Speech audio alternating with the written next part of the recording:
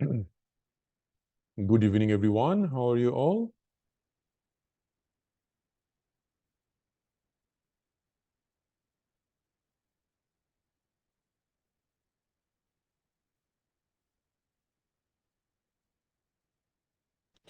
Welcome to First Aid AMC MCQ free 2-week session. And this is the last class of the free 2-week session, right? So I hope that you guys have been enjoying our session so far, because the 2 weeks actually, it went so fast. But you got a lot of classes in this 2 weeks time. You got um, 2 theory sessions. So you got psychiatry. We discussed cardiology. Today we have finished cardiology, almost finished. And also we're doing a cardiology question solve. You got 3 question solve sessions with us as well. So I hope you got enough idea about the course, enough idea about how we are going to take your question solve. You met with our 2 mentors who takes the question solve classes as well. So there is no hide and seek that we do in the course. We make sure you understand us, make sure you like how we teach you. And if that is what you really want, and if that is what's going to help you to pass your exam, we want you to enroll the session, get over with part 1, and then start searching for a job in Australia. So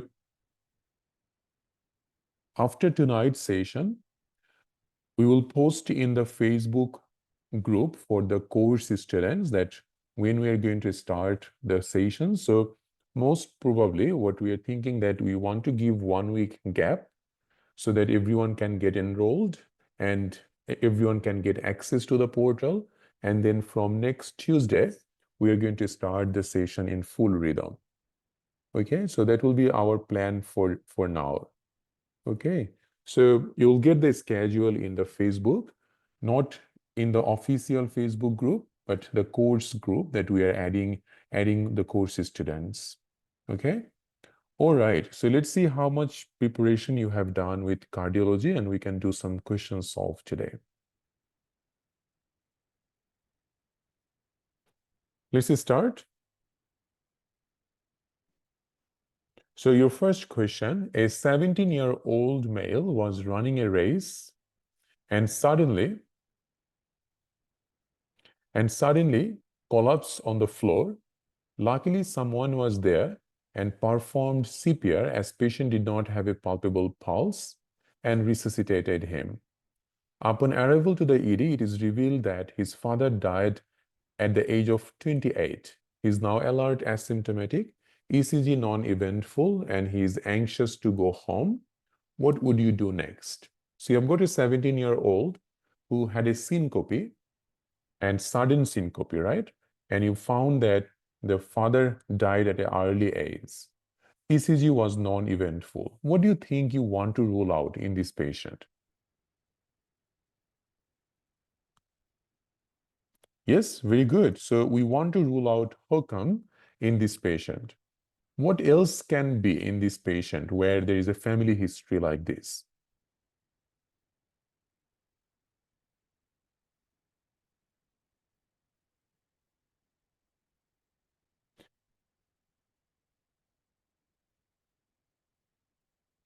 Anyone? What else can it be which can present in exactly the same way?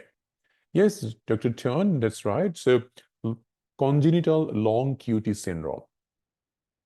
Okay.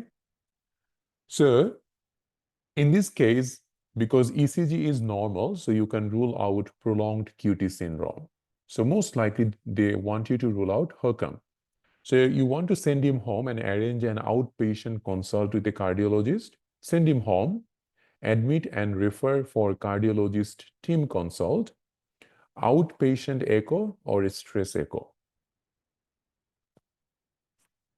So I can see most of you are with C or some of you are with E, but it is right. So if we see in here, yes, we need to, now the 2 things where you will get confused. Do you want to do a stress echo now, or you want to admit and then refer to the cardiologist consultant? The question is that you would not be able to just do a stress echo in the emergency department by yourself. So this patient will need to be admitted, and then cardiologist will come and see the patient, and then cardiologist will arrange the stress echo.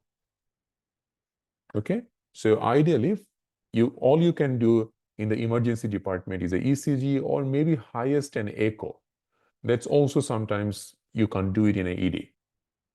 So for this patient, definitely you are not sending the patient to home because that is a high risk. Now, outpatient echo means you are still sending the patient home. So this patient is not the candidate to go home, because what if he gets another collapse, right? So for that reason, you admit the patient and get a full cardiac checkup. So most of you are right. That's good. Have a look on this question. A young athlete presents with a history of sudden syncope and dyspnea. ECG shows left ventricular hypertrophy. Patient's father had a sudden death at a very young age. What will be the initial treatment? So I'm showing you how one question can come in different way in the exam. So it is the same thing. It is HOCM, but now they're asking about the treatment. What kind of heart failure we get in HOCM? Very good, Dr. Sana. Diastolic heart failure. Right. So if we get diastolic heart failure, what will be our best treatment for it? We know that best treatment is beta blocker or calcium channel blocker. That means something which can reduce the heart rate so that heart can relax and take enough blood to pump the blood out. So in here, we can see the only option that goes with this is verapamil, which is a rate-limiting calcium channel blocker. Okay, very good. So we talked about HOCM in our class, so we don't need to go through that again. What about this question? A young girl, 15-year-old, collapsed at exercise.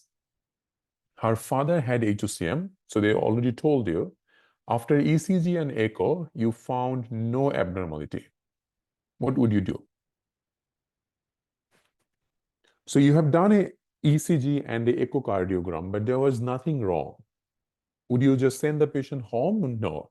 You need to do a stress echo for this patient. Okay?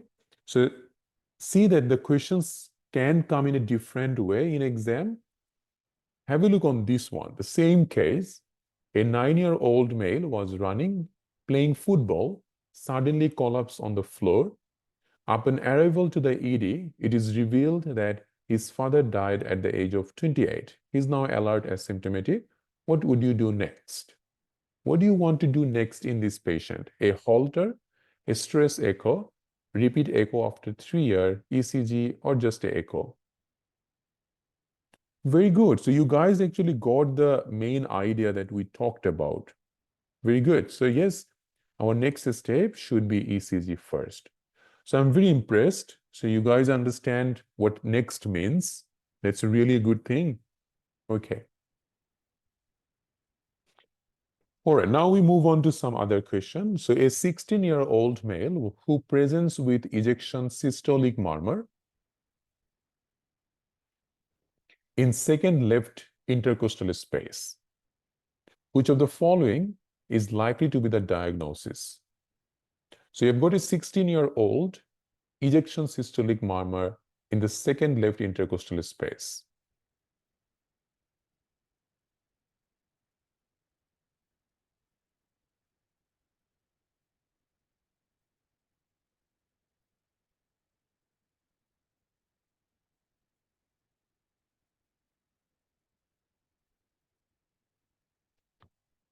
Okay, so most of you are between C and A. So we've got C and A as the likely cause, right? Okay, for those of you, now first of all, we know that this patient has got ASD. That's for sure, right? Now, the question is about this. Aortic stenosis murmur. Do you remember where we get aortic stenosis murmur? If this is the right and this is the left, So aortic stenosis murmur, so aorta goes like this. So aortic stenosis murmur we get in the second right intercostal space. Okay, so it's not in the left. So that's the tricky or trap in here. So you might think that just because there is an ejection systolic murmur, that is aortic stenosis. No, it's not always.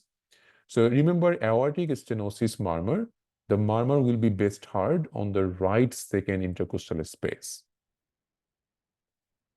Okay, but they're saying about left in here. So it is not aortic stenosis.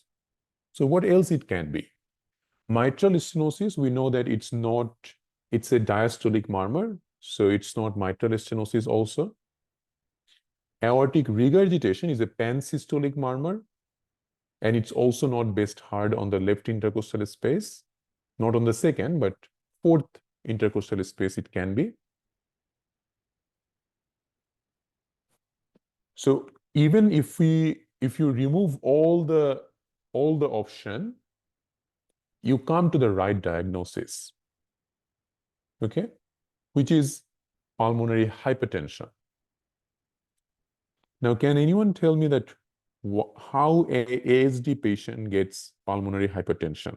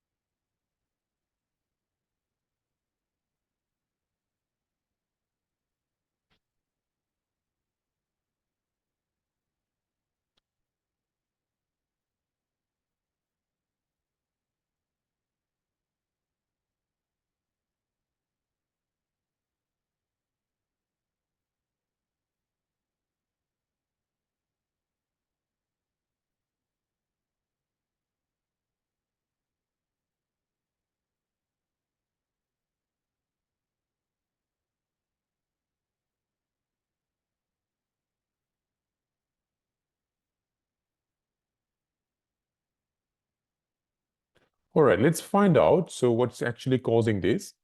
So I can understand many of you are on the right track. So let's see.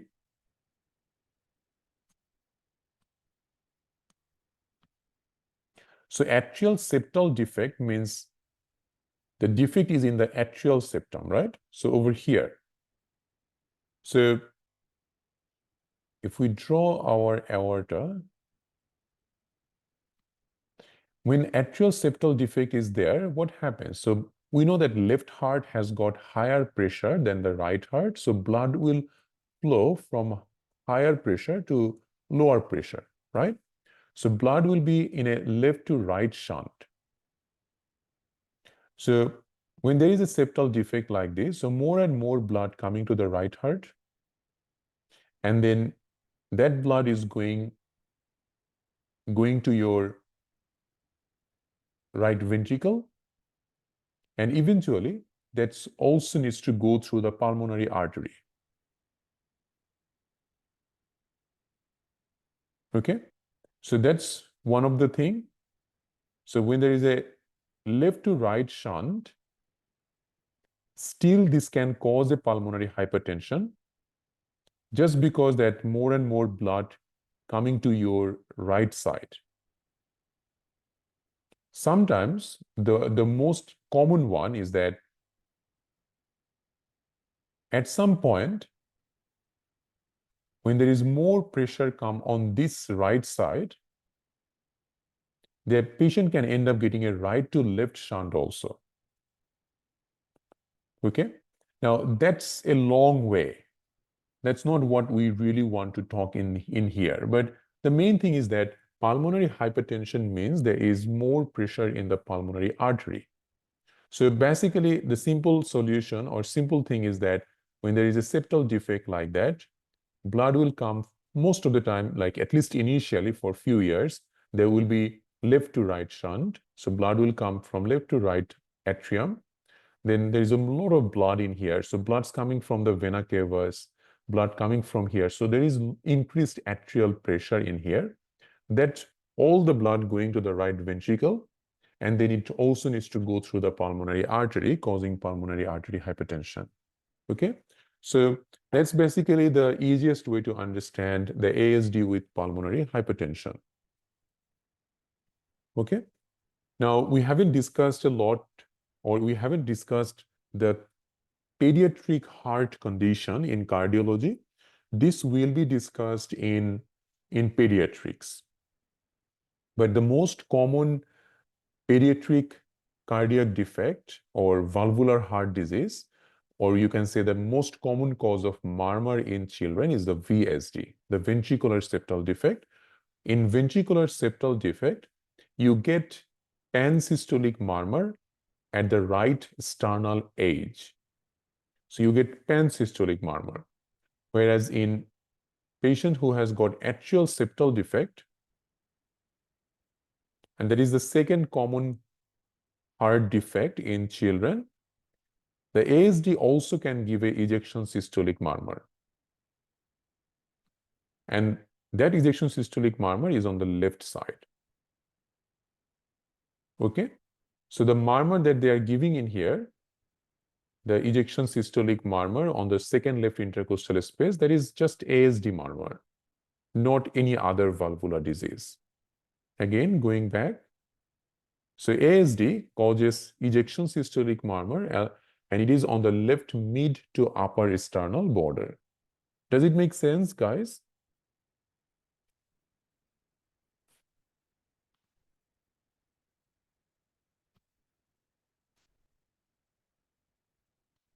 Very well. Moving on, a young guy, while playing cricket, suddenly had a syncopal attack without any convulsive feature. Soon he spontaneously recovered and started fielding, continue playing rest of the game. What was the cause? So sudden syncopal attack and spontaneous recovery. Is it a vasovagal syncope, cardiac syncope, epilepsy, neurogenic syncope, postural hypertension?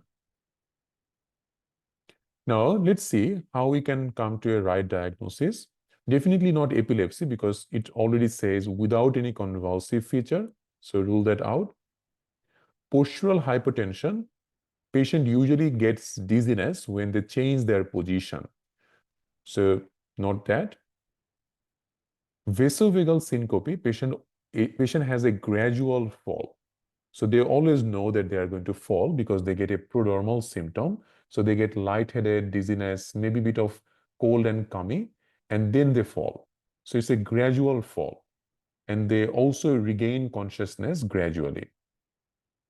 Whereas neurogenic syncope, there will be sudden syncope, but gradual recovery. When there is sudden syncope and sudden recovery, that's cardiac syncope. Does it make it like totally clear for everyone? Because that is important to understand how to differentiate between neurogenic syncope, vasovagal syncope, and cardiac syncope.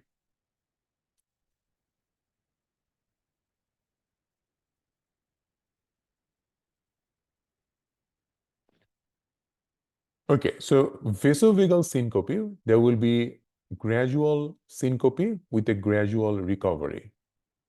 So vasovagal syncope, patient will have a bit of symptoms like lightheadedness, dizziness, maybe cold and cummy, shaking, maybe like just a bit of tremble, and then they will fall. So vasovagal always has a prodromal symptom. Cardiac syncope, patient doesn't get any prodromal symptoms, so it happens suddenly, and they also get a spontaneous recovery without any confusion. So sudden syncope, sudden recovery. Neurogenic syncope, it will happen suddenly, but the recovery will be gradual. Okay?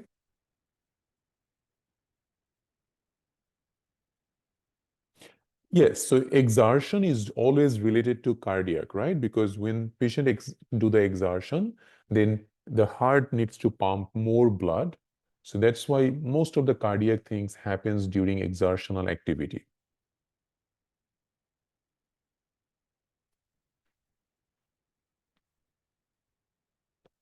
A 45-year-old male presented to the emergency department with left-sided chest pain radiating to the left arm and jaw. There is no ECG changes. Troponin is negative 4 hours since the onset of chest pain.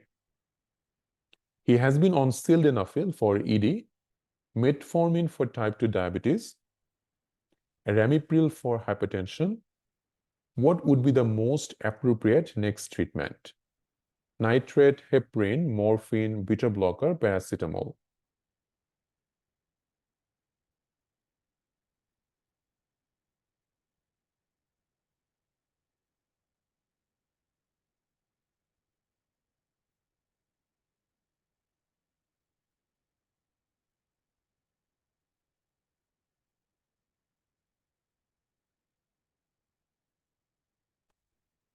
So this patient, if we see that there is a left-sided chest pain radiating to the left arm and jaw, that is concerning, right?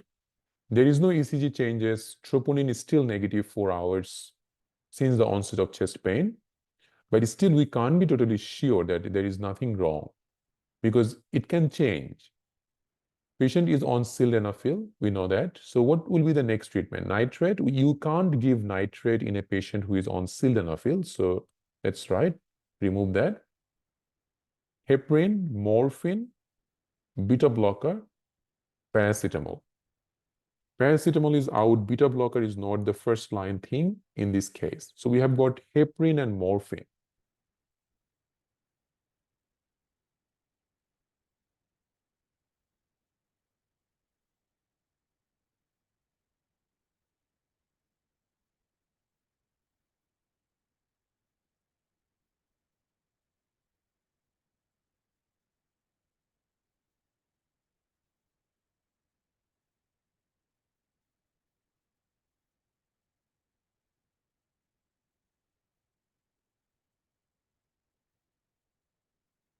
So yes, between B and C, it depends. First of all, we are not sure that if it is a case of non-ST elevated AMI or unstable angina, because there is no ECG changes. So something like this, where even there is no ST depression or anything in here. So if there was a troponin elevated, because 4 hours, usually during 4 hours time, if it is a non-ST elevated AMI, the patient's troponin usually should start to get higher, which is not. So we can't be totally sure that if it is actually a non-ST elevated AMI or not. If it is something, it could be unstable angina, right? So for such case, it depends if the patient still got the pain or not. If patient still got the pain, so which patient looks like still he has got the pain because of the chest pain they're talking about. So if the patient still has got the pain, your next approach should be morphine. And then if we know that this is a ST elevated MI, then yes. Like, remember the question which one we have done in our class where there was a ST depression in the ECG? If this was a ST depression, then yes, heparin would be our choice. But given there is no ECG changes, even troponin is negative after 4 hours, we can think it is unstable angina. For such case, you can start the patient with morphine if the patient still have got chest pain. Okay? So no need to start the patient with heparin straight away at this time. Apart from morphine, this patient will also need to get a repeat ECG and a repeat troponin, if that is in the option. Yeah, so if in this question there was ST depression or T wave inversion, then it could be most likely that this is a non-ST elevated MI. So in such case, yes, definitely morphine will be our priority. So non-ST elevated MI, so either they said there is ST depression or troponin is elevated. In those cases, heparin will be our choice. But given troponin negative, ECG normal, could be just an unstable angina. So if the patient is still in pain, our next option will be morphine. Okay?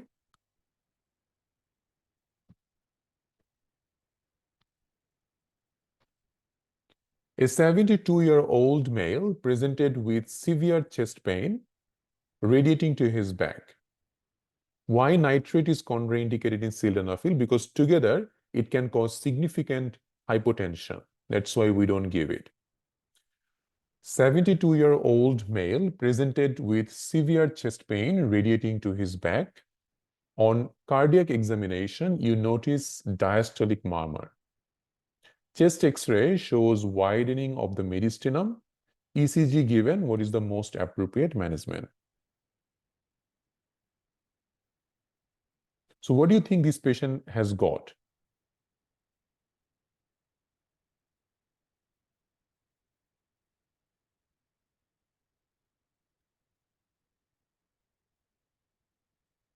Aortic dissection. Very good. So it's a 72-year-old, severe chest pain radiating to the back. They have given everything, right? So widening of the mediastinum as well. So yes, likely to be aortic dissection. So most appropriate management in here. Now, before you answer this, they have given a ECG. Have a look on the ECG. What do you think?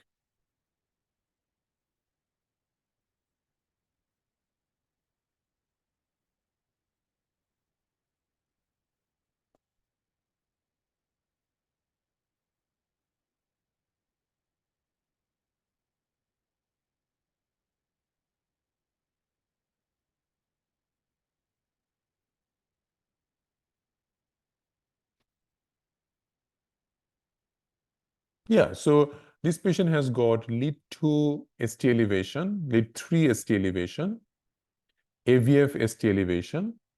So this is the inferior MI. So now this patient has got aortic dissection plus inferior MI.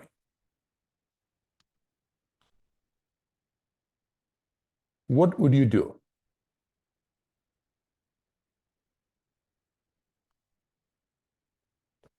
Give alteplase, which is a thrombolytic, aspirin intravenous morphine, give morphine, beta blocker, arrange for transesophageal echo, refer the patient to cardiology, urgent MRI of the cervical or thoracic spine. That's not our diagnosis. So for this patient, alteplase is contraindicated because you can't give blood like thrombolytics in this patient. Aspirin morphine can be, but again, aspirin can increase the chance of bleeding more. So again, not the best option. How about morphine, beta blocker, and a TOE? This is the right option to choose.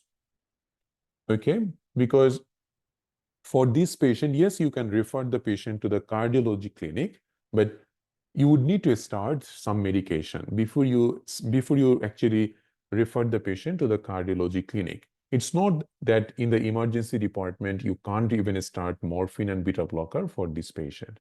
Definitely you can. So the best idea in this case is start the patient with morphine because he's in severe pain. Beta blocker, most of the time, these patients are quite hypertensive, as we know from aortic dissection. And beta blocker usually is a good idea to reduce the blood pressure. And transesophageal echocardiogram will be better to diagnose aortic dissection. Okay, so this is the best option to choose from here. So this one is out. Between C and D, it doesn't sound right also, right? Like your patient is in a severe chest pain and you couldn't even give morphine to this patient. So definitely cardiologist will not be very happy with the emergency department if that was the case. So you can see the widening of the mediastinum in here. So it's chest X-ray for aortic dissection.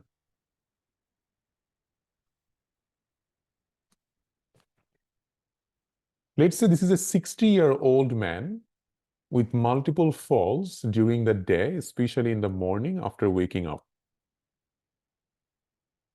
ECG found left ventricular hypertrophy, multiple ventricular ectopics. Orthostatic hypotension was also noted. How will you investigate this further? So orthostatic and postural hypotension is same. So you can even understand from here that the multiple fall mainly happens in the morning when wake up. So when patient wakes up, it means they change position, and due to changing position, patient is getting this fall. So it goes with the finding that we have got here. But other than that, ECG also found some abnormal finding. So either it is just a orthostatic hypotension, or patient has got some abnormality in the heart. So both could be the possibility. So you want to repeat the blood pressure in supine and prone position, you want to do a 24-hour Holter, or you want to check the electrolyte level.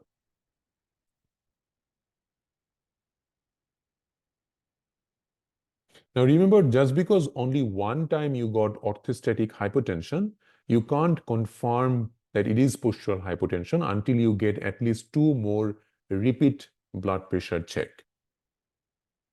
But the tricky part in here is that they're saying to do the blood pressure in supine and prone. So supine and prone, that is not the change of position that we talk about. So the change of position should be from lying to sitting or from sitting to standing, not supine and prone. Okay? So that is again a trap. But if there was an option in here to repeat the blood pressure in standing and sitting position, or sitting and lying position, that will be your option to choose next. Because this is not the right option, our next option will be to find out if there is any other hidden arrhythmia or any kind of other problem going on in the heart. So if you send the patient for a Holter monitor, it might be able to find out patient getting a heart block. Okay, sometimes they can find out like maybe some other arrhythmia happening which is causing the fall. So that's why we send the patient for a Holter monitor in this case.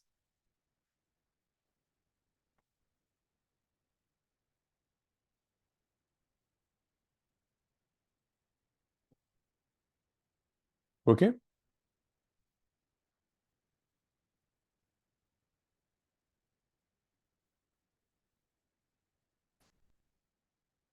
Serum electrolyte would be an option to choose if the questions say that patient has been getting vomiting, diarrhea, or if there is any kind of medication patient is on which can cause hyponatremia or any electrolyte problem.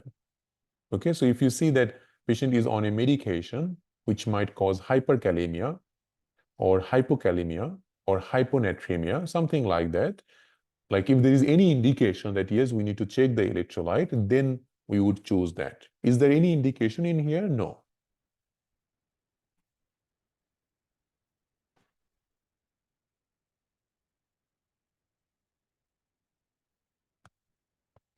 If there was an option of checking the blood pressure in a standing and sitting position, then which one to choose?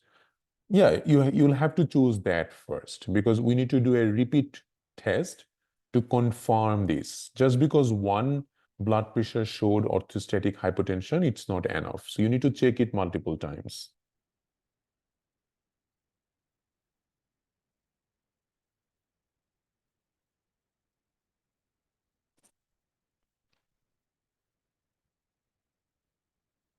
A young patient has been getting multiple lightheadedness and dizziness.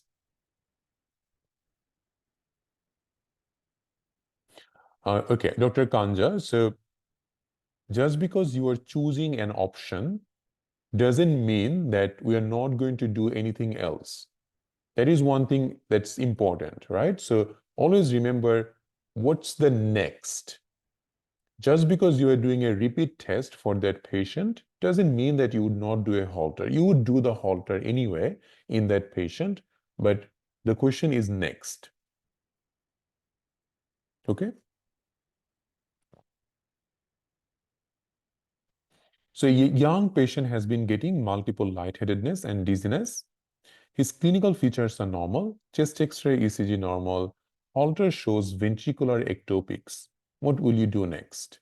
Reassure, exercise tolerance test, like a stress test, dobutamine-induced echo, or plain echo. So it's a young patient, it's a 25-year-old.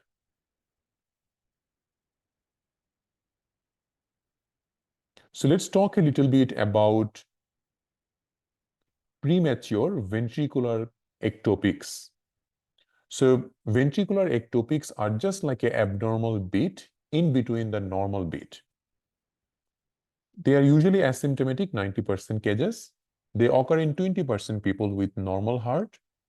Symptoms can happen at night. Some of the drugs like sympathomimetics or digoxin can cause it.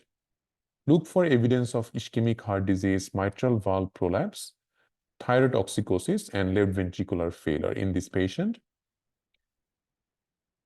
Now, this is the question: if symptomatic, but otherwise well, with a normal chest X-ray and ECG, reassure the patient.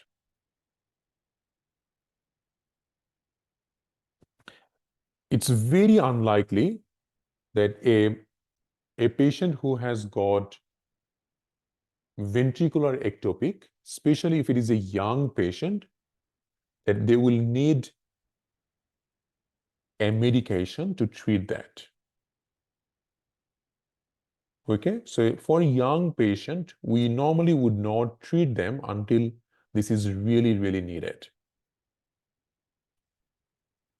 So if you see here, this is a young patient, and they say that his clinical features are normal, chest X-ray, ECG normal. So that is exactly from John Murtagh. Patient is symptomatic because patient has got dizziness, lightheadedness. Patient ECG normal, chest X-ray normal. So what will you do? Just reassure the patient. You don't need to even do an echocardiogram in this patient.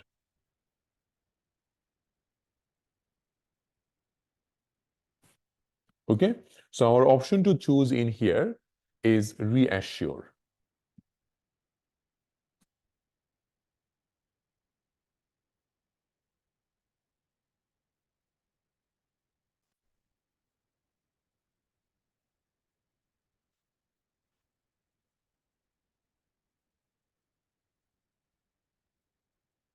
Any question, Dr. Shudha? Yes, these are questions and these are recalls. But when we do like a question solved like this from a particular subject, it includes recalls from long, like, because there's a lot of questions. We can't just like take questions from very recent ones sometimes, because the recent ones are discussed in the recent question solved classes. But when we do your theory-based question solve, this is more towards understanding the theory so that you can implement into solve the question. But these are recalls, okay?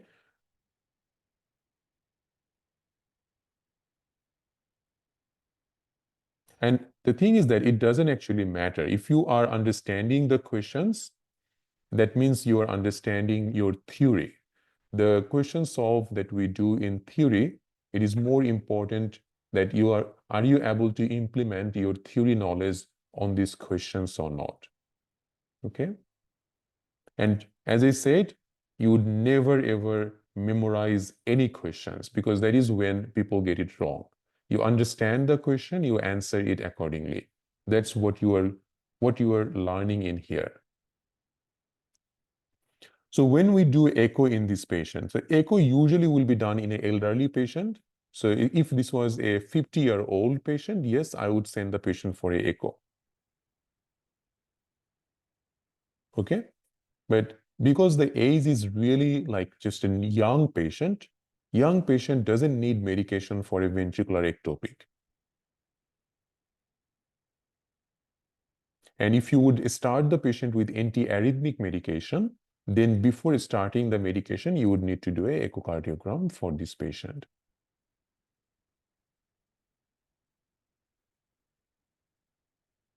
Dr. Pavitra, so yes, if there is a family history of someone dying at a young age, then yes, you would need to do an echocardiogram.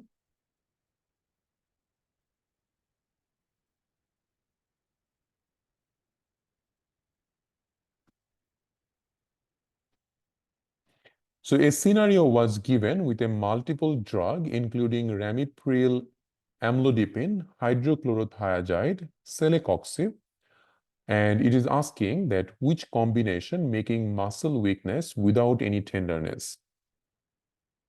So what do you think this patient has got, where the patient is on multiple drugs like ramipril, amlodipine, hydrochlorothiazide, celecoxib, and what combination of drugs can cause muscle weakness without tenderness? So drug-drug interaction comes in exam, and the first thing that you need to understand that what is the main complaint in here? Muscle weakness.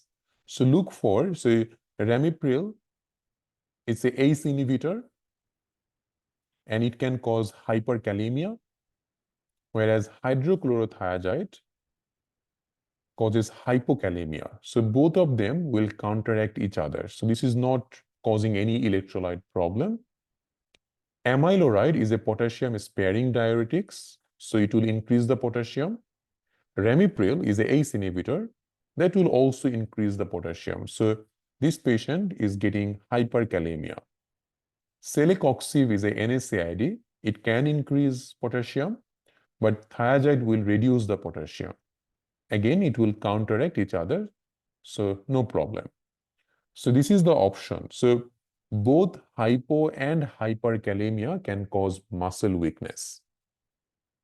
So you just need to find out which combination is causing that. Okay, so very important questions in the exam is the drug interaction. So any drug interaction can come in exam. ECG of an adult patient was given with a chest pain. Cardiac enzymes and first ECG was normal. Blood pressure was 120/70. After 8 hours of observation, his BP goes down to 89/50. The ECG showing supraventricular tachycardia with a heart rate of 150. What would you do? There is no amyloride in question. That is right. It's because these are questions which is like when we do the question solve, you would never get a question which is complete. So these are not complete questions. So in your exam, you would get a complete questions where everything that should be there will be there. So don't get confused on that part.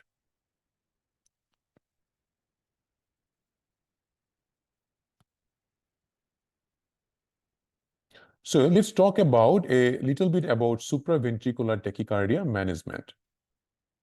So supraventricular tachycardia, the management depends on if the patient is stable or unstable.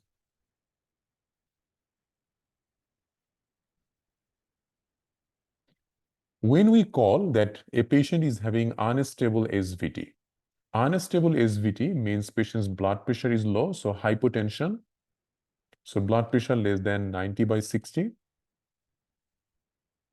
Patient who has got altered mental status, which means confusion, or patient having severe chest pain, shortness of breath. But mainly these two, mental status change and hypotension. If a patient with SVT has unstable blood pressure, your first choice of treatment will be DC cardioversion.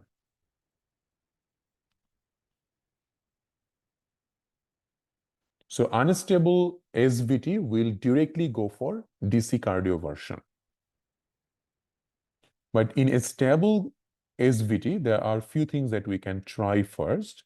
So the first thing we will try in a stable SVT is vagal nerve stimulation.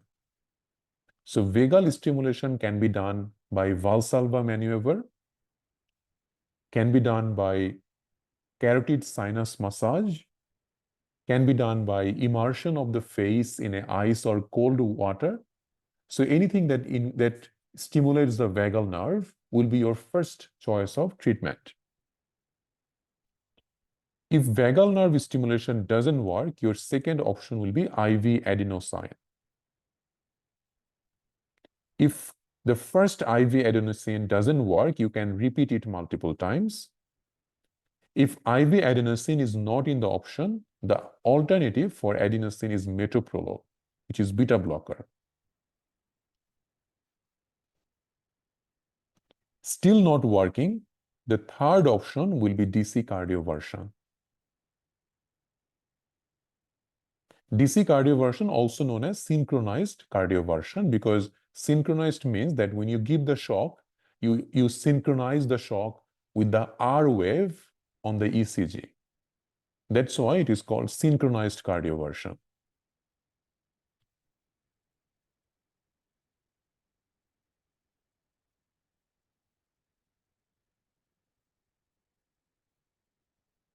Amiodarone is not the option for SVT. It is mainly an option for atrial fibrillation or flutter. And no, this is the only option. So vagal nerve stimulation, IV adenosine or metoprolol, that means beta blocker, and then DC cardioversion. That is all the options that we normally try for SVT. Okay.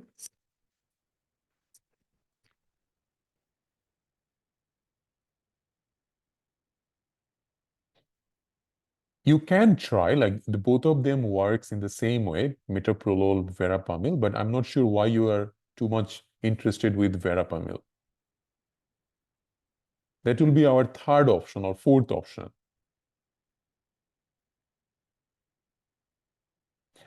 Try not to make things complicated for your exam, because if you want to make it complicated for you, you will just end up making complicated for your exam.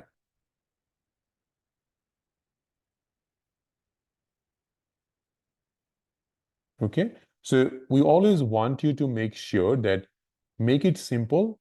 Simple things are better for exam preparation rather than making it too complicated.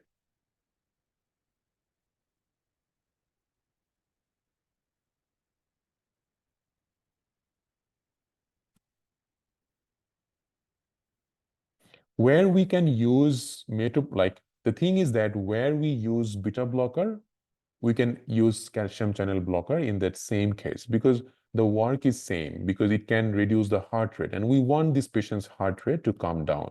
So yes, we can use metoprolol, we can use verapamil, that's fine. But always remember, metoprolol comes first before verapamil in the management, always. In cardiology, we would always try metoprolol or beta blocker first before we try the CCB. Okay, because this has better benefit than CCB most of the time.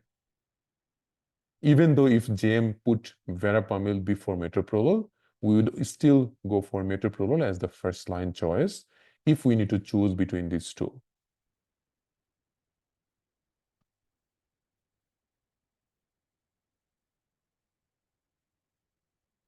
Okay, now this is the management of SVT. So something that we are discussing now, we would not discuss in the ECG class, which means that the management of SVT, we would not discuss again because we are discussing it anyway at the moment. But we'll discuss how SVT ECG will look like. We'll go through we might just go for a bit of summary on that class, but not detailed like this. Okay?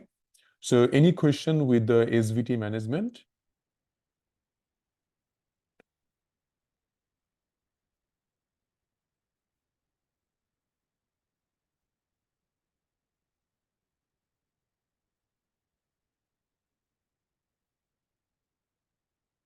That's right. So if the patient has got beta blocker, we can't use, if the patient has got asthma, we would use CCB. That's right. So depends. So always depends on the patient's medical history that what kind of medication we would choose.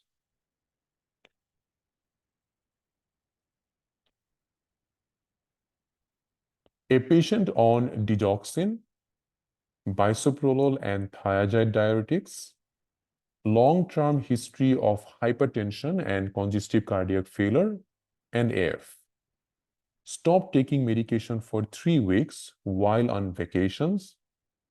Now presents with edema up to his knees and raised JVP 4 centimeter but with a clear chest sound. Blood pressure is up, pulse irregular because of atrial fibrillation. What would you do as initial management of this patient? Sorry.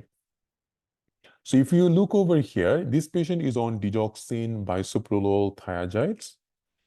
So all of these are medications for heart failure. Patient is a known hypertensive, heart failure, and a AF patient, but he has stopped every medication while on vacation. Now, coming to you with edema up to the knees, raised JVP of 4 centimeter. But good news is that the sound of the chest is still clear. So it is not pulmonary edema yet. So what would you do? You want to start furosemide. Now, do we start furosemide in this patient just because there is an edema up to the knees? It is not needed until patient has got a pulmonary edema. We know that we like to put the patient on furosemide whenever patient gets any kind of edema, but as part of guideline, it is really not needed until patient has got a pulmonary edema.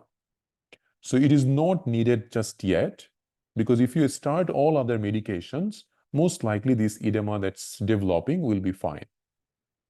Do you want to start a spironolactone only, metoprolol only, digoxin, bisoprolol, commence all medication?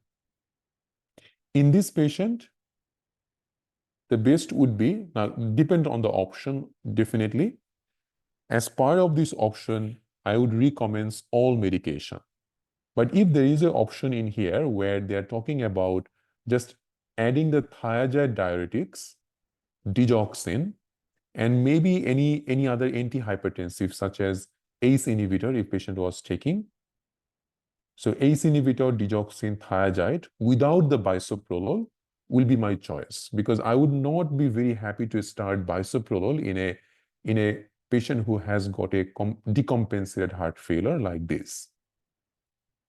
Remember, we don't start beta blocker in a decompensated heart failure. So in an unstable patient, we normally don't start beta blocker, but there is no specific option to choose in here. But in your exam, if there is an option where beta blocker is not there, but all other medication is there, choose that. Does it make sense?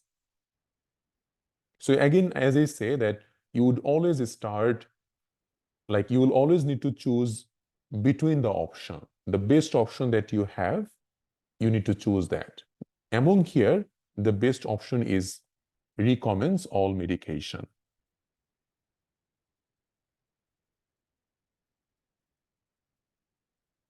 So thiazide, most likely, this was started because patient was hypertensive.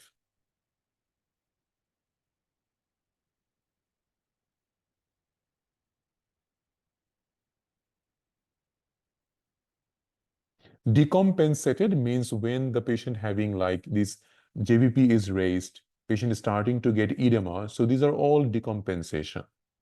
That means this is not well controlled or a stable heart failure.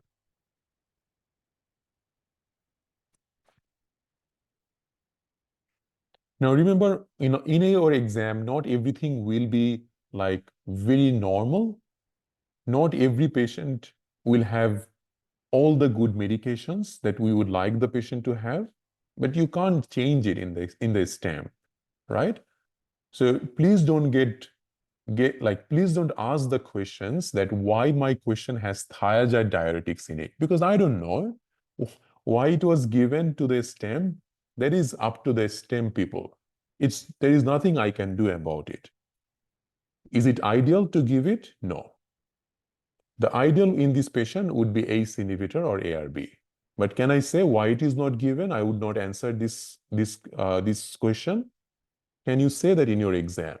No. So asking this question in your head, it's just making it complicated for you and everyone. So that's what I try everyone to understand, that it's not always in your stem that you would get everything normal, everything that you want the patient to have. Sometimes they just want to make it confusing. Sometimes they don't give you the right option, the best option that you should give. Sometimes question will have something like this. Still, you'll need to come to an option to choose. So make peace with that. Okay, so making peace with the examiner who made this question is important.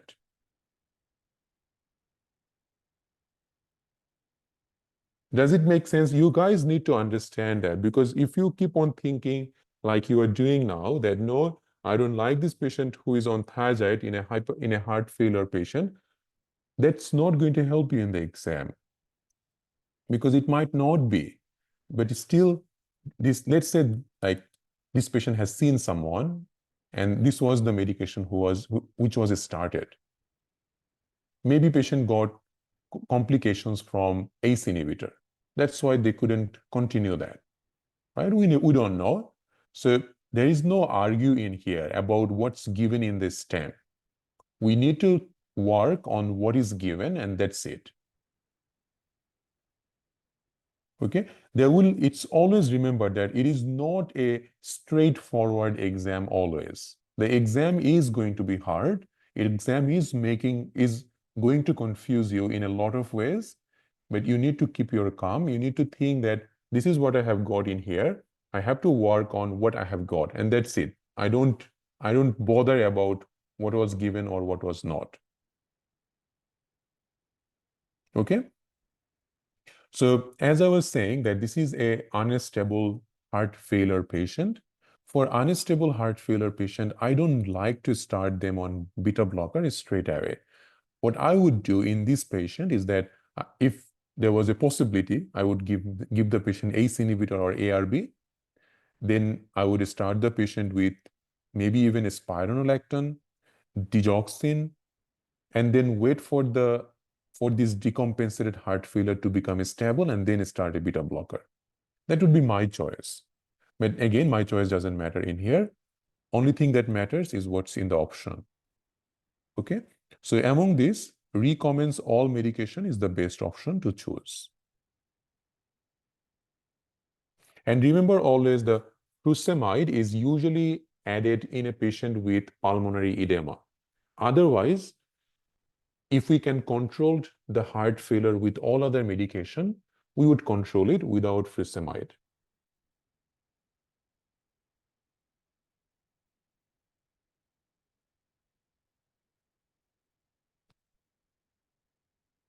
And if the patient was stable, then this would not be a question, right? Because a stable patient, we would just start all the medications that patient needed.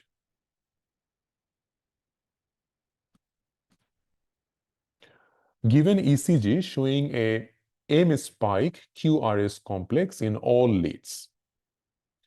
So let's say you have got a patient who you did a ECG showing QRS, like M spike QRS. So M spike is like this. Also in most of the areas, but you have got irregular rhythm in that patient. Heart rate is 150. Scenario given with a patient who has hypertension, blood pressure 150/90. Patient is taking only atorvastatin. No chest pain. What would you do in this patient? So again, to make it simple, this patient has got atrial fibrillation, most likely from the ECG. Heart rate is elevated. So it's a AF patient which has rapid ventricular response, which means AF with RVR means patient has AF and the heart rate is above 100. So when a patient has got heart rate elevated in atrial fibrillation patient, again, you need to know how we treat atrial fibrillation. So same like SVT, we need to know, is it an unstable or a stable AF?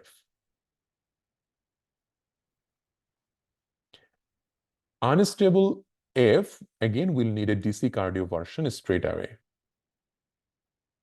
If it is a stable AF, we go for heart rate controlling medication. And what is the best heart rate controlling medication? Beta blocker. So metoprolol, bisoprolol, those atenolol, that will be your choice. Or CCB, verapamil or diltiazem. So if your heart rate controlling medication doesn't work, then you go for rhythm controlling medication, which is your antiarrhythmic medication. What is the first choice of antiarrhythmic medication in Australia? Ideally, we go like this. So you tried sotalol or flecainide. So that's your first choice. And still not working, then you go for amiodarone.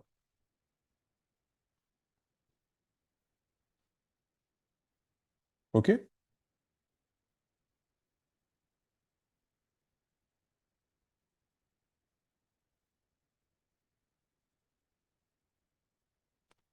Now, it's still not working. So you have done rate control, rhythm control. Still not working, you go for DC cardioversion. So unstable patient will go for straight DC cardioversion. Stable patient will try with a heart rate controlling medication with BB or CCB. Not working rhythm control, either by sotalol or flecainide. But before we start any antiarrhythmic, definitely we get the patient to do a echocardiogram to check for any structural defect and everything. And then if it's still sotalol or flecainide is not doing anything, amiodarone can be tried, and then DC cardioversion. Okay, clear, guys? What would you choose from here? Do you want to give metoprolol, apixaban, warfarin, verapamil?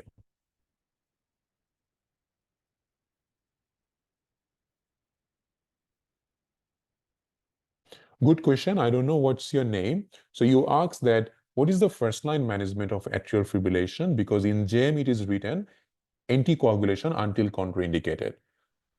The thing is, anticoagulation is important, but that is not going to treat atrial fibrillation.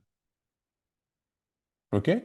You have to treat atrial fibrillation because if you leave it like this patient can end up getting a shock anyway. So if it is a rapid ventricular response, like the patient having tachycardia with AF, you have to treat the patient first. And the treatment is with rate control or rhythm control. And along with that, yes, we would also start the patient with anticoagulants, but that's not our first thing to do.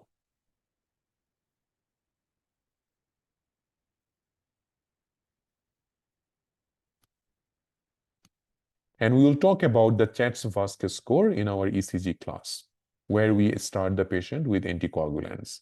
So this patient has got AF with high heart rate. So we will try a rate.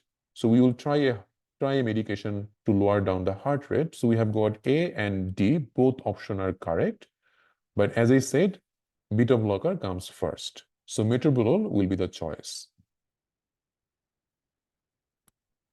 Same unstable AF and unstable SVT, the symptoms are same. So blood pressure will go down to below 90/60.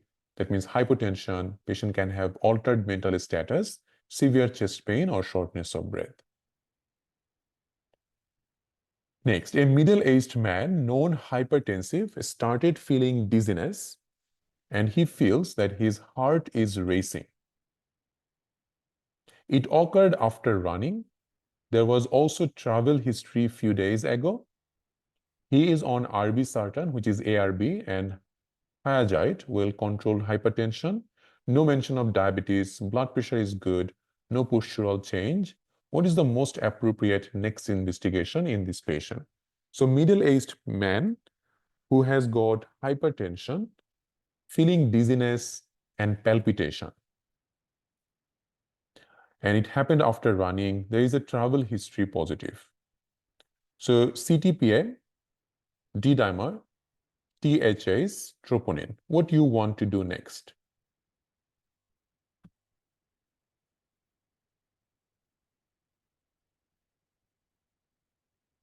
So first of all, if we think that this patient has got a heart attack, where is the chest pain? There is no chest pain in here. So troponin will not be the first thing that we would do. How come thyroid function comes into our head for this patient? Right? Because hyperthyroidism doesn't cause dizziness. And if it is, It can happen with or without running. So that's not an option to choose. D-dimer is never ever our best test. I never choose D-dimer in a patient where I think that the likely cause could be pulmonary embolism. So this is not about discussing pulmonary embolism because it's a long discussion. We will discuss that in our respiratory class. But to give you an idea that because it can get confused in the exam with cardiology, so making sure that understand if a patient has the likelihood of pulmonary embolism, then you don't do a D-dimer because D-dimer is non-specific. It can be positive in multiple other conditions. So that's why if your likely diagnosis is pulmonary embolism, you would always choose CTPA as your initial test or best test. Everything is same. Okay, so for this patient, given how they have made the question, there is a recent travel history and patient started to get palpitation, which is tachycardia, and dizziness, it is likely that they are thinking about pulmonary embolism.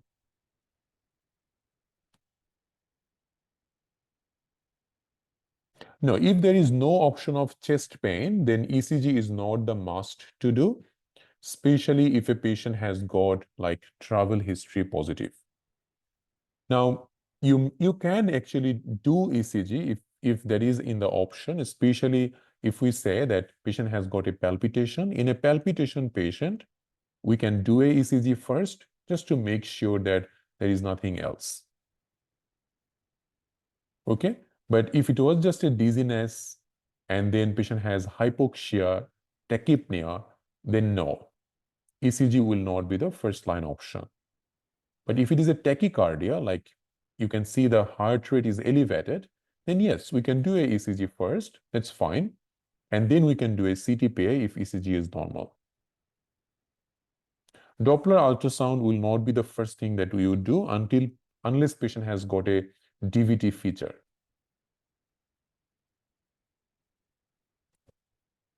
Okay, so among the options that we have got in here, our only best option to choose is CTPA, given that this is the most likely chance that this patient has got pulmonary embolism. Still, again, this patient should have a shortness of breath. It's not there. But the thing is that not everything will be given in your exam question. You need to find out what is the best or what is the most likely cause in this patient. It is likely. Okay, so in a patient who has got a travel history, if that patient comes to you with a sudden onset of palpitation, shortness of breath, dizziness, you would consider pulmonary embolism as one of your diagnoses.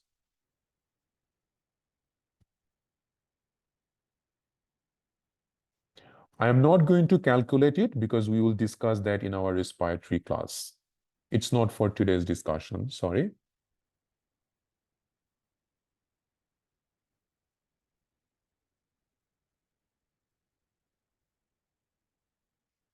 No, it's not always that, Dr. Jill, that if we think pulmonary embolism as our diagnosis, it's not like we'll have to do ECG first, then chest X-ray, then CTPA. It's not like that.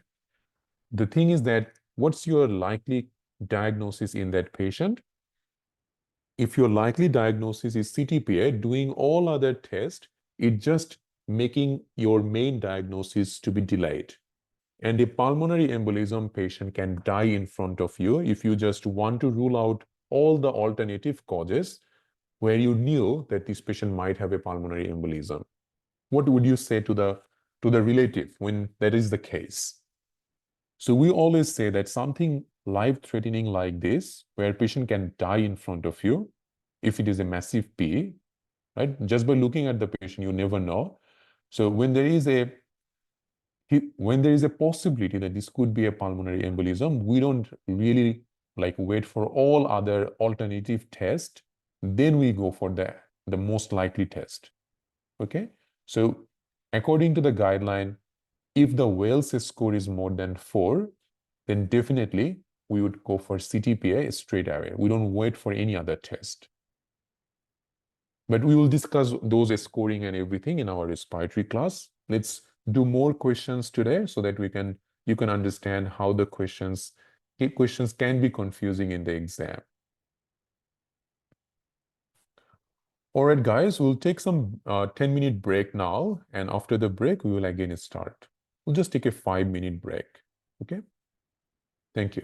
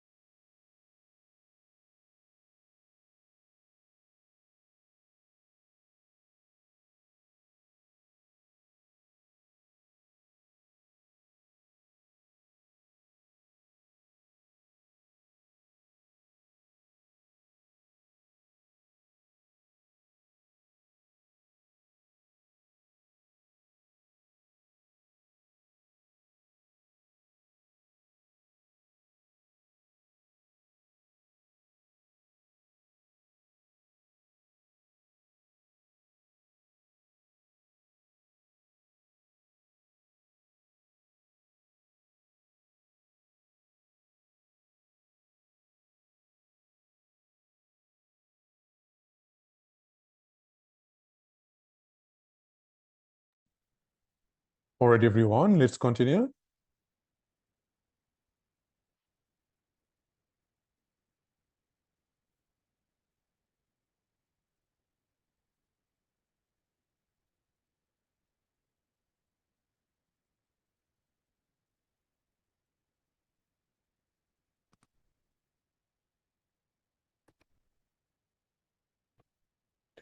Okay, so let's talk about this case.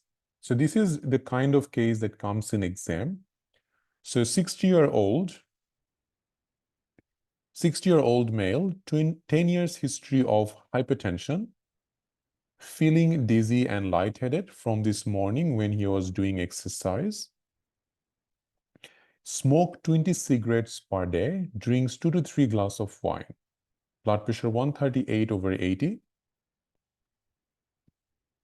and that was sitting 120/75 on lying down, currently on irbesartan thiazide, aspirin.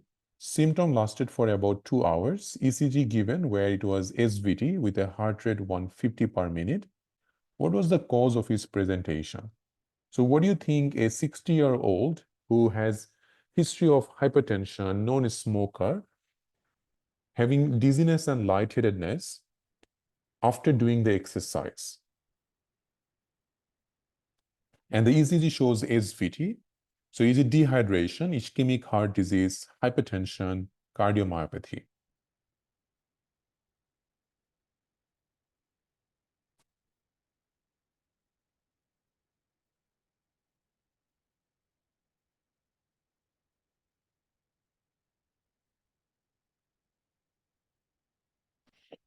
Definitely ischemic heart disease. We would not think about dehydration in a patient who has got that many risk factors as our most likely presentation, right? Because yes, if it was a 20-year-old male who had a exercise and then ended up getting a dizziness, we can think of, well, dehydration has caused the SVT. But for a 60-year-old male who has so many risk factors, if that patient had a dizziness after exercise and there is a ECG finding of SVT, do you know what is like one of the common cause of SVT is having an underlying ischemic heart disease. So the risk factor, the age, everything will be counted when we think about the cause of the presentation. Okay? How about alcoholic cardiomyopathy? This patient is taking 2 to 3 glasses. Now that is a standard drink. So a patient can have 10 standard drink in a week. And to cause alcoholic cardiomyopathy, this patient needs to take 10 glasses of wine every night. Then they can end up getting a cardiomyopathy. Okay, so with a standard drink, they would not get cardiomyopathy. Okay. And hypertension, yes, hypertension can cause SVT, but the blood pressure is well controlled, right? As we can see here. So it should not be the cause of all this presentation. So when we choose something in the exam, it's not just like the patient has got SVT, and we know that dehydration can cause SVT, and that's the only thing I would think of. Think about the full scenario. 60-year-old male who has hypertension, smoker, alcoholic, so multiple risk factor. If that patient has a exercise-induced dizziness and ECG shows SVT, you need to rule out ischemic heart disease. It is important to rule out.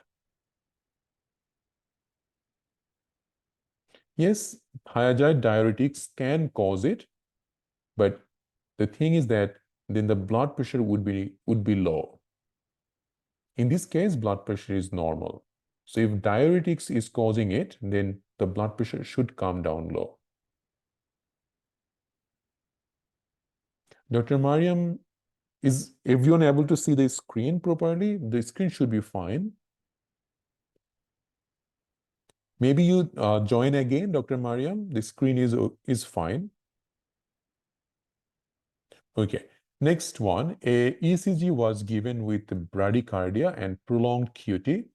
A patient came with a chest pain for 15 minutes, which was relieved by rest. Troponin normal, pulse normal, regular, blood pressure normal. What would you do next? So this is really, really important questions for your exam. So you've got a patient who has got a history of chest pain relieved by rest after 15 minutes. And let's say this was a 55-year-old male. What would you do? Repeat troponin, echocardiogram, coronary angiogram, repeat ECG. Or number 5, send the patient home.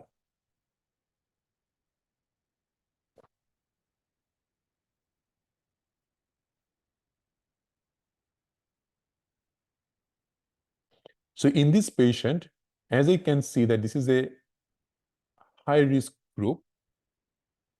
For someone who has chest pain, like which is lasting for 15 minutes, we want to rule out that this is not an acute coronary syndrome.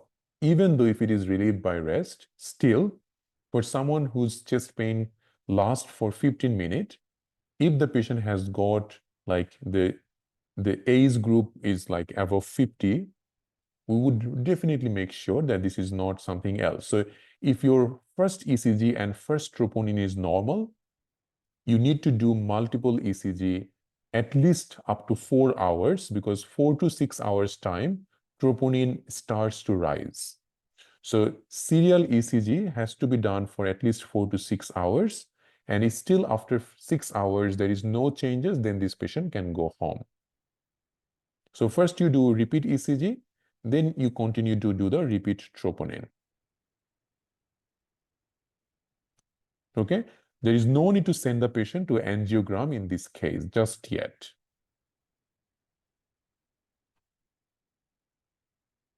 A woman on multiple drugs, one of them was digoxin. She presented with central abdominal pain and tenderness.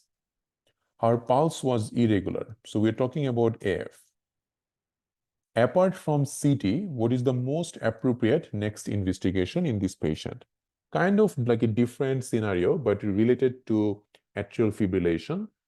Do you know that there is a complication of atrial fibrillation patient where they can get central abdominal pain and tenderness? And it will be like a, let's say, sudden severe central abdominal pain. 60-year-old female. Yes, very good. So it is called acute mesenteric ischemia, where patient with atrial fibrillation, they always has a risk of emboli. So the emboli can block the superior mesenteric artery. And then when the superior mesenteric artery is blocked by a clot, distal to that obstruction, there will be no blood supply. So this patient will have necrosis on that area. So we do a CT angiography to confirm the diagnosis of this condition.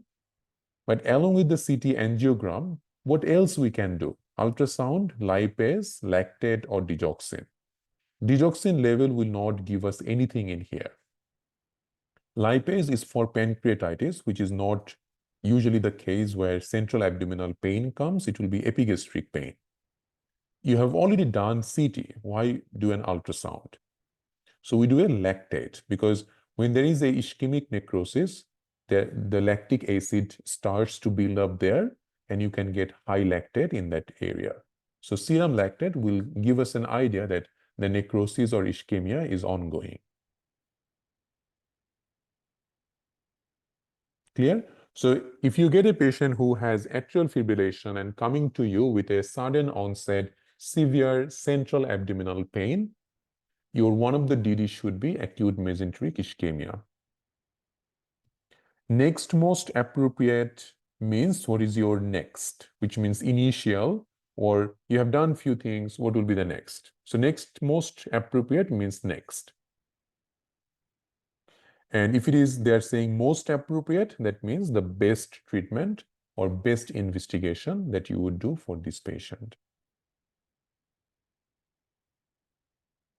So lactate is, so when there is a ischemic necrosis, because there is a block in one of the artery which is supplying the gut, when there is ischemic necrosis, this part of the bowel is no longer getting any blood supply.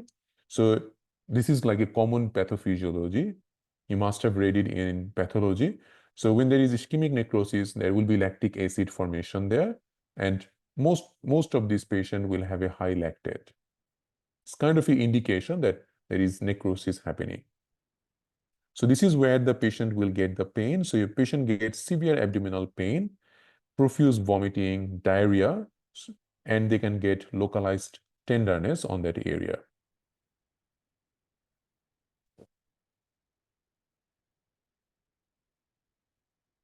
A 23-year-old man, now we don't normally do lactate. Lactate is an adjunct. It doesn't give us the diagnosis, so CT angiogram gives us the diagnosis. So CT angiogram will be your first test. 23-year-old man comes for follow-up. His bilateral arm blood pressure is 140 to 160 by 100 to 110 range on several occasions.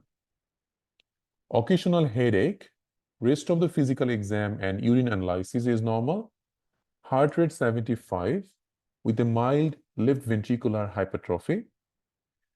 Beta blocker, thiazide, captopril was used. Blood pressure is still 150 over 100. What is the next appropriate step? What would we call this hypertension? So you have tried beta blocker, thiazide, and also a ARB, ACE inhibitor, sorry.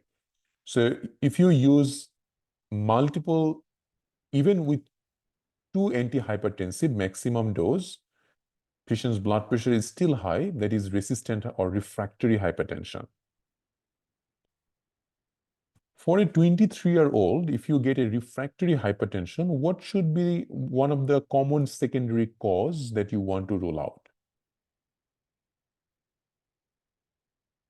Yes, very good. So we want to make sure that this patient definitely for a 23-year-old having that much high blood pressure, not controllable with medication, something else might be there. There might be a secondary cause. And for young patient like this, we really want to rule out that if there is any renal artery stenosis or fibromuscular dysplasia. But fibromuscular dysplasia is not very common. Renal artery stenosis is common. So we want to rule that out. So for that patient, do you want to do a duplex ultrasound, echo, repeat ECG, prescribed triamcinolone, or ophthalmoscopy?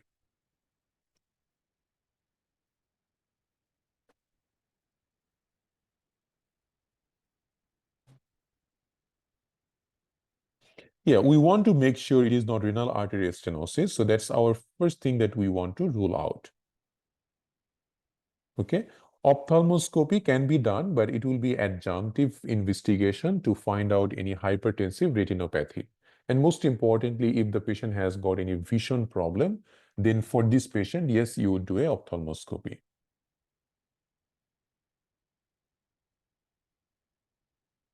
But again, stick to what they are trying to say. Is ophthalmoscopy the first thing that this question is trying to say? No. Understanding the mind of the examiner in exam is also important. That when this examiner was making this question, what he was thinking. If you can understand that thought, then you can easily get to the answer. Okay. Now, if it was a case of emergency hypertension where diastolic blood pressure was, let's say, at 130. In that case, you want to know that if there is any end organ damage, then yes, you would do an ophthalmoscope to know that if there is any retinopathy, because then you have got end organ damage. So diastolic 130 with the end organ damage, that becomes a hypertensive emergency, right? So this is the situation when things will change based on what they are giving to you. But this patient, it is a refractory hypertension, they are trying to say. For refractory hypertension, we always rule out secondary cause. And the most common secondary cause we want to rule out is the renal artery stenosis.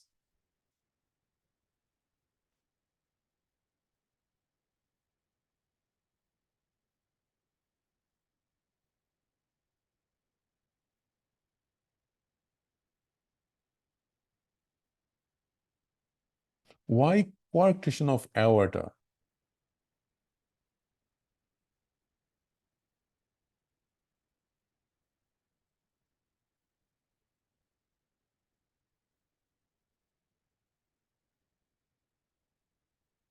Is there any like a difference of blood pressure in the both arm that we would think of coarctation of aorta? No.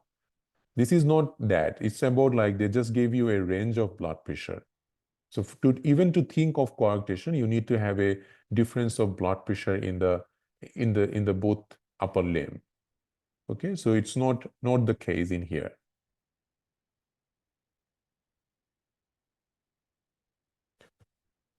An old man taking digoxin and hydrochlorothiazide presents with palpitation, ECG given, what is the cause of his problem? Now, I would not be like, I know that we haven't discussed ECG, so don't get worried about it.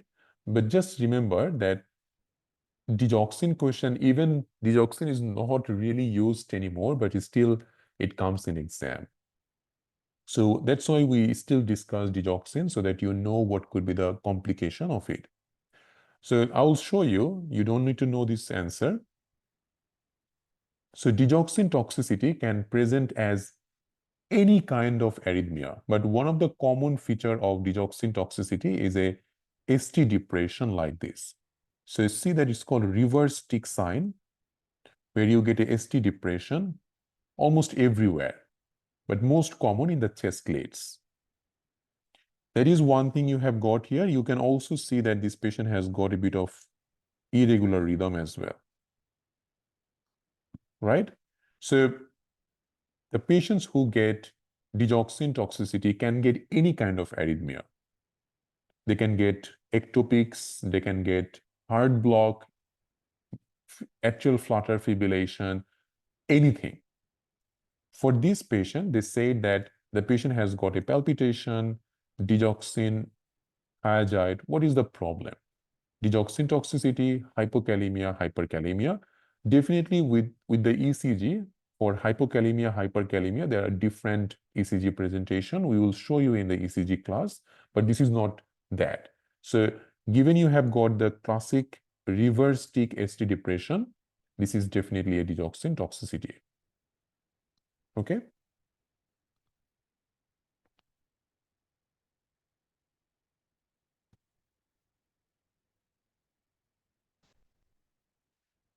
Next, a patient who is on many medication, such as metoprolol, digoxin, furosemide, ECG given, and patient complaining nausea, vomiting, abdominal pain, digoxin level was normal. What to do? And this was the ECG that they have given. Now again, ECG we haven't discussed in your class, but I will show you what we have got in here. So this patient has, when we look at the digoxin toxicity, we look at the long lead. In the long lead, this is called P-wave, and that's the QRS complex.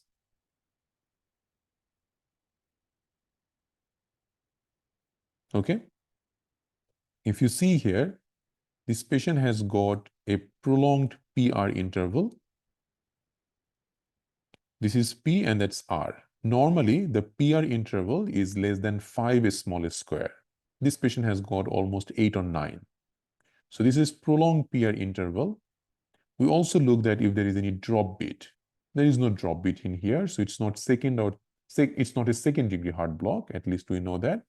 So this is what we call as first degree heart block. Okay. Now again, this is not something that we have discussed, so I'm not going too much detail about it. Just remember that you have got a patient who is on these medications and the ECG showing first degree heart block. So what would you do? Digoxin level is normal. Can it still be a toxicity?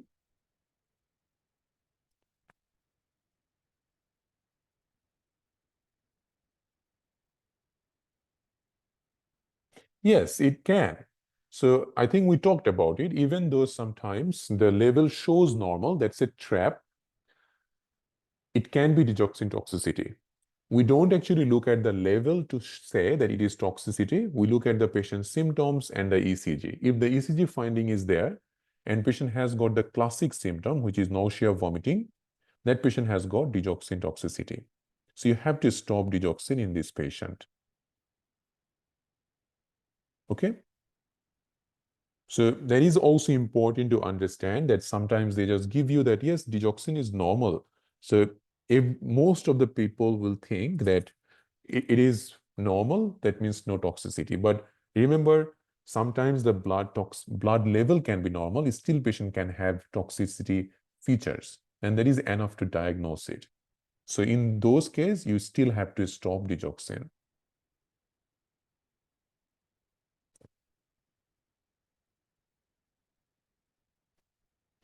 Now you have got a patient where they have said that the patient has got WPW syndrome. Heart rate is very high. So WPW syndrome is a different kind of arrhythmia. What happens in our heart is that, let me show that this is the SA node, that's the AV node, and then you have got bundle of His Purkinje fibers. So the electrical impulse will start here, goes to the AV node, and then to the whole heart. AV node has a AV nodal delay. So even if you have got a lot of abnormal arrhythmia going on in your atrium, when it comes to the AV node, it does not transmit all of this to your ventricle.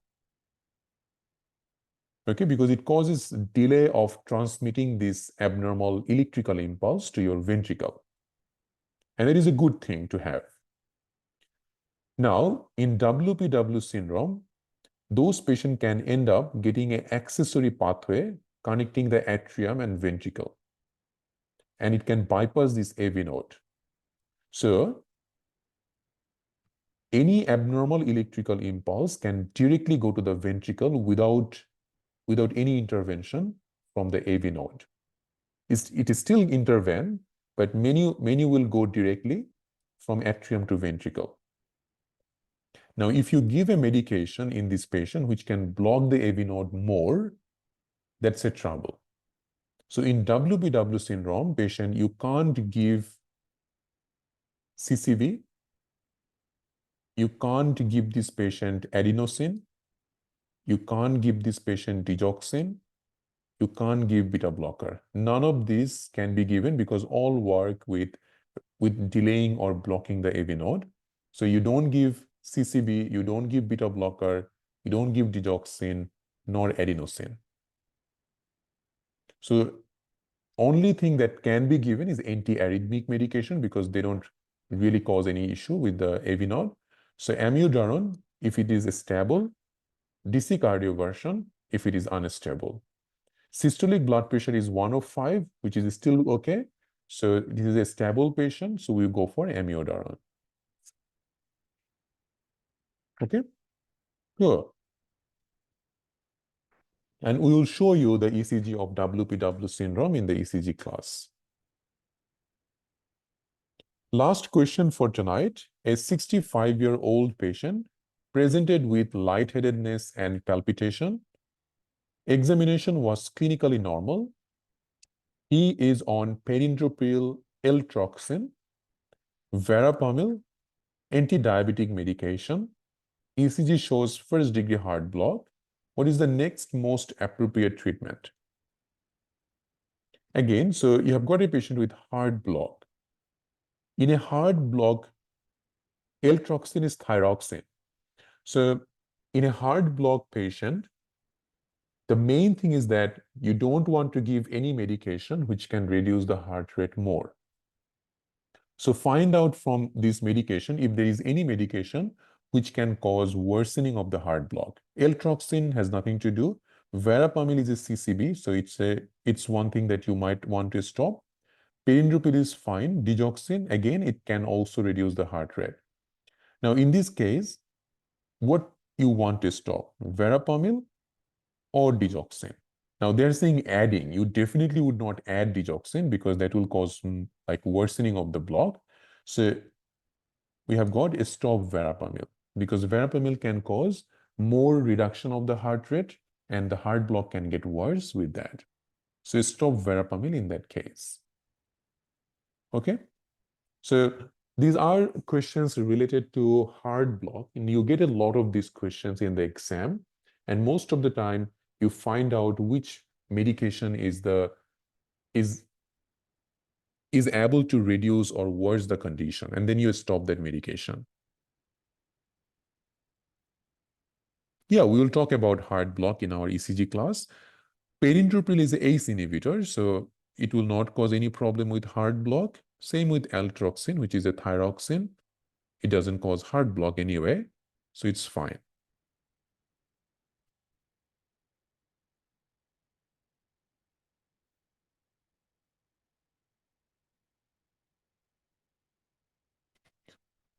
Okay, so that's all for tonight, guys. So we just gave you a touch of cardiology, that how the questions can come in the exam, but we would discuss a little bit more about these ECG things that we are talking today in our ECG session. So you'll get a full schedule in your course group, where we will give you at least a month of course schedule to start the course, and we'll see how you go.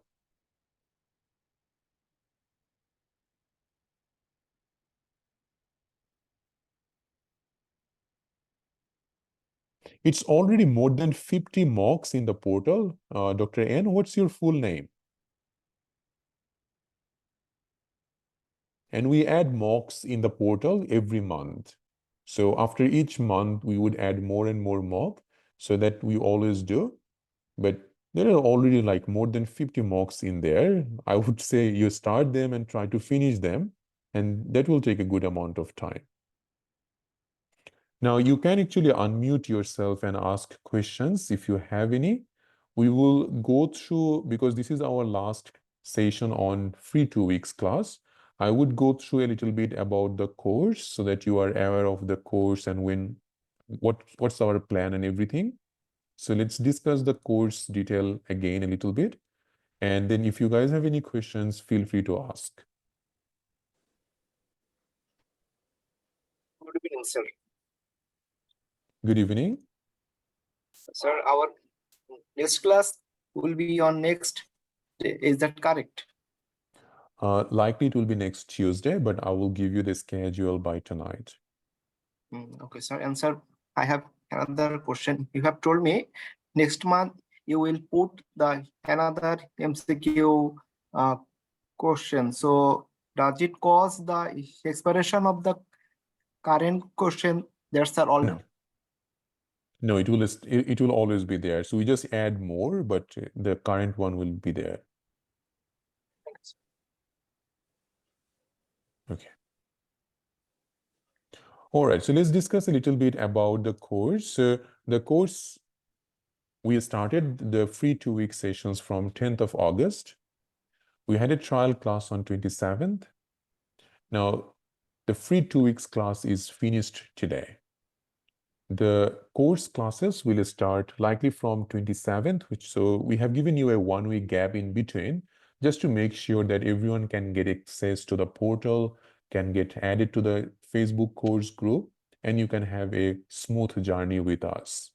Okay, we will start with a orientation session on Tuesday to give you a bit of idea how the portal works, how to start your preparation, and a bit of discussion about AMC preparation. And then the next class will be ECG. In between, you'll get question solve classes. So a full schedule will be added tonight or tomorrow. So the course summary means that we discuss everything that you need to pass this exam. So you will get a full theory discussion with us, just like we have done cardiology. We will finish each and everything else. There is a 5-year sample question discussion. We do the main live class discussion happens on 2024, but other questions are already on the portal. You get a lot of mock questions, including subjective, month-wise, and also full mock exams. Get a Q bank, you get access to the notes and all the mock exams until you pass. extended video recordings even after the course is finished so that you can go through them. And also you get a recording of every class after the online session is done. The course fee is $499 Australian dollar plus 10% GST, which will give 548 Australian dollar. It's a 5 months course. Classes are mainly 3 days a week, sometimes 4 days a week can happen. And the class time is 7:30 to 8:30 p.m. Sydney time. Classes mainly happen on Tuesday, Friday, and Saturday.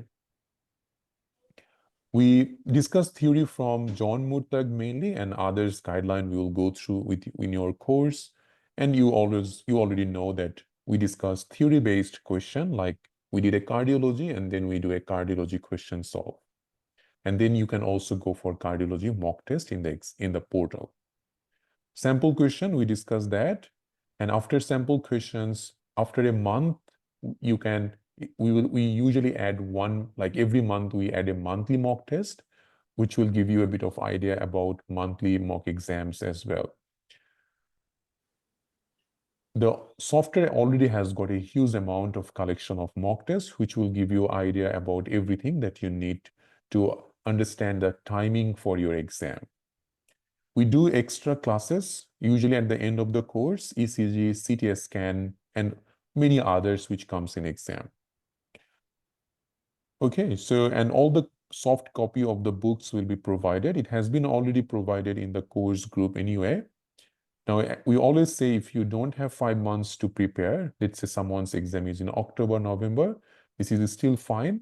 You can still join the course. We provide the recently finished course recording, so you get all the previous batch recorded classes, and you can also go through those classes in the shortest time as you can. Okay, and that will give you idea about your exam as well. And you can join the new course classes as you go. Okay, to enroll, because there is still 1 week left, so the course admission will be stopped after next week. So I would definitely ask you to start. If you haven't done it and you're still interested, send me a message. Our messenger team had a urgent issue, so we had to just stop the messenger team for the last 4 days. So there was a lack of communication between us, which we have conveyed with you. The urgent thing can happen, especially if there is a medical emergency. There is no way we actually can pretend that, or we can actually found that this would happen. So when there is a medical emergency, we just need to like say that, yes, this is a medical emergency, but our email team was working. So now you can start sending us messages if you have any problem, and our team will start working from tomorrow from the messenger. But still, I was actually trying my best to answer many of your queries as I could, but still it is like a lot of people wants to join the course. And it's not just the MCQ, we run clinical course, pesky course. So every course usually get admitted at this time. So there is a little bit of delay in answering your queries. Please keep your patience because we are trying our best to communicate with you.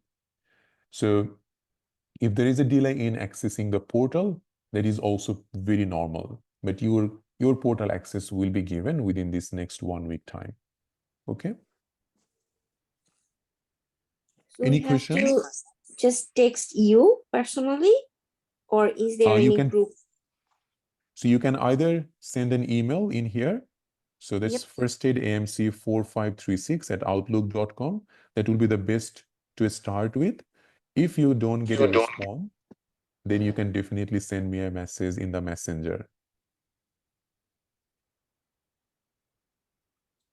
All right. Thank you. Thank you.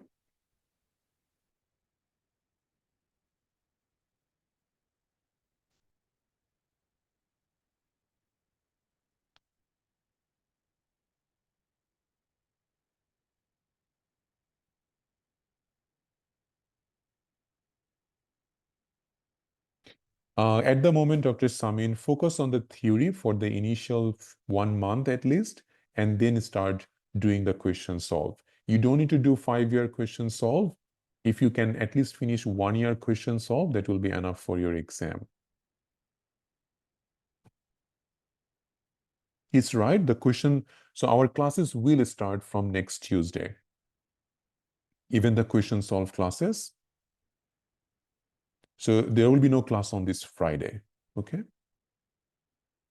I'll put the schedule, so have a look on that. And we will go through the portal, Dr. Acer. If you have trouble to open the mocks, you can at least have a look on that day. I will show you how it works.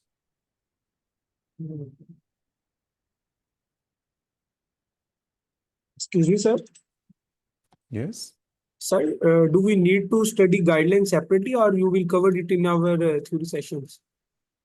Most of this will be covered, but there are a few things which you will need to read, definitely. Like if there is something which is coming a lot in the exam, when you do the question solve, you found that, no, this topic is coming really like it's a very high yield, then yes, read it from RSCGP or some other guideline if you can. But most of the theory will be discussed by me anyway. Guidelines too. Guidelines, definitely. Okay, sir. Thank you.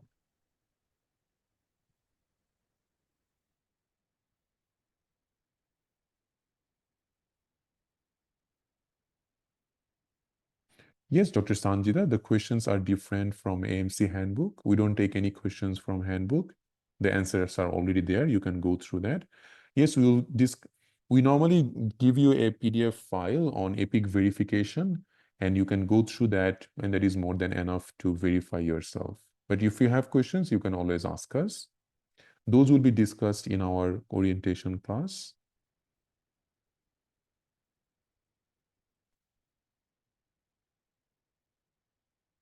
The question solve classes will be taken by other mentors. I normally do the theory and the theory-based questions. And Dr. N, you just started the course. If you are getting 60% mark even now, you're good. So don't worry too much just yet. Let us start the course at least.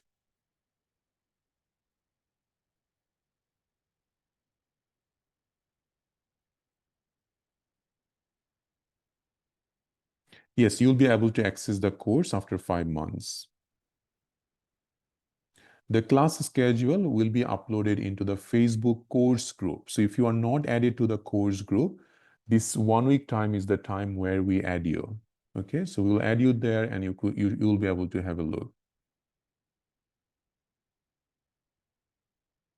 Yes, so after payment is done, you have to send me a message that you have done the payment, and then you need to communicate with us because many of you are paying directly from website and we don't know who is paying unless you communicate with us. So we always ask that if you can communicate with us before you make the payment so that we know who you are, and that is the best way to do this. But if you end up doing it directly from the website, yes, definitely communicate with us either through the email or messenger, because we need to guide you what's the next step anyway.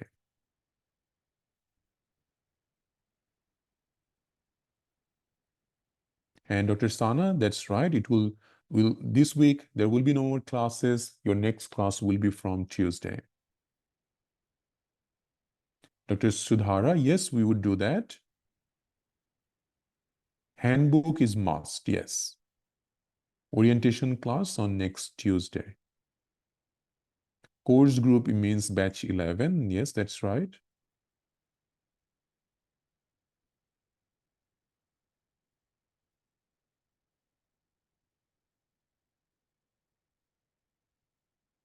And Dr. Farwa, well, normally we mention that when we discuss question like from JM, we normally discuss that this is from where we are reading it.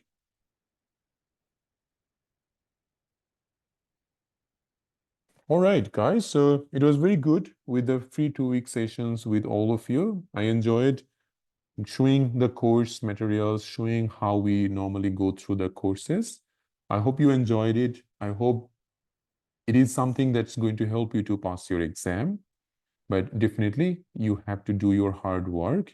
You can't think we can just do your part. Your part will always be there. So we can guide you, we can show you everything, but at the end, you have to do your part. If you do that, if you follow the guidelines and everything, you will pass this exam. Okay?